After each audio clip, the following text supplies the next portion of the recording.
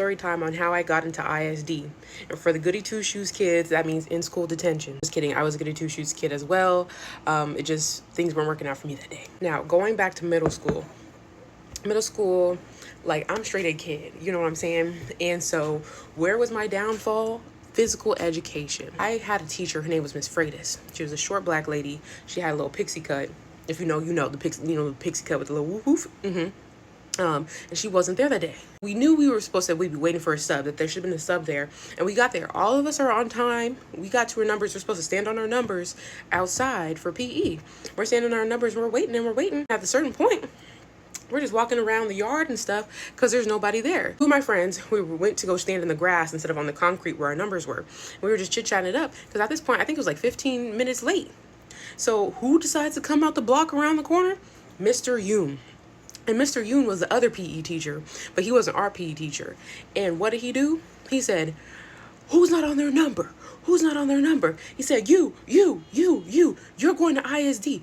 I said, me? I said, what? First of all, sir, you're late. You're late, so how dare you? But where did I end up going? I went to ISD. Literally like a little room we had, and our security guards would be like in charge of ISD. And so it was, oh my gosh, I can't remember the other person, but Mr. Hughes. One of them was Mr. Hughes, and I'll never forget because his daughter, Miss Champagne, worked at the YEP program after school, and I went to YEP after school, loved her down. Nothing wrong with Mr. Hughes, but he was just tripping out that day. Mr. Yoon was tripping out, and Mr. Hughes was tripping out because, like, they were doing too much.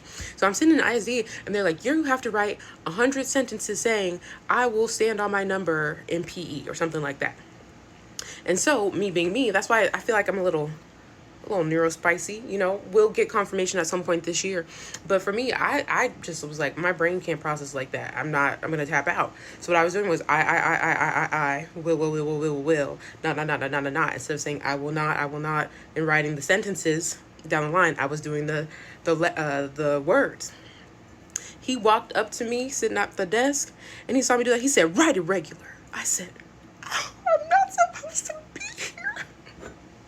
Get me out. That was my story. I feel like I had to just share my piece on that because I'm not that girl. Must know. Do y'all have any fun middle school stories? I feel like there's just, what a time. You never forget the things that really traumatize you because why was I here? I have been in ISD another time. Let me know if you want that story.